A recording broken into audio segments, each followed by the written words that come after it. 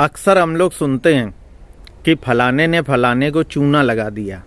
ये मुहावरा बना कैसे? इतना तो हम सब लोग जानते हैं कि चूना लगाने का मतलब किसी व्यक्ति का आर्थिक नुकसान कर दिया। तो हम आम बोलचाल की भाषा में कह देते हैं कि चूना लगा दिया, यानी फला व्यक्ति का नुकसान कर दिया, घाटा कर दिया, आर्थिक शोषण कर लिया।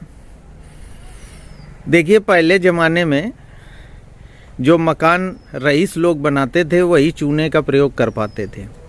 ये तो हम सब लोग जानते हैं कि चूना मकान निर्माण के लिए एक महत्वपूर्ण घटक है।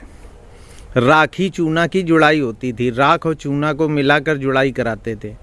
और कुछ लोग मिट्टी की दीवारें चुनवा देते थे, ईंटों में भी मिट्टी भरी जाती थी और दीवारें मोटी कर देते थे। सीमेंट बनती, उसमें भी चूना पड़ता है। तो चूना भवन निर्माण का एक महत्वपूर्ण घटक है। तो पहले ज़माने में लोगों के पास इतना पैसा नहीं था, तो अगर उन्होंने ईंटों की दीवार बनाई भी तो मिट्टी से चुनाई कराई।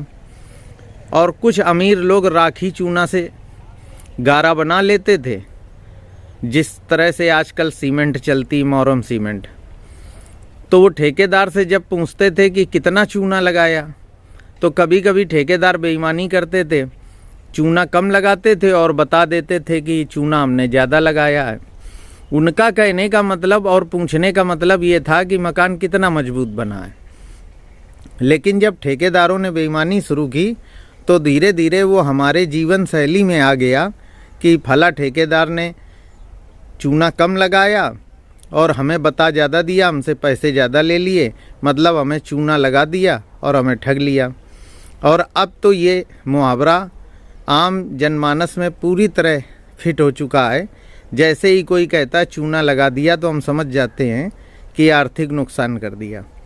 तो ये मुहावरे की कहानी आपको मज़ेदार लगी? कमेंट्स में बताएं कैसा लगा।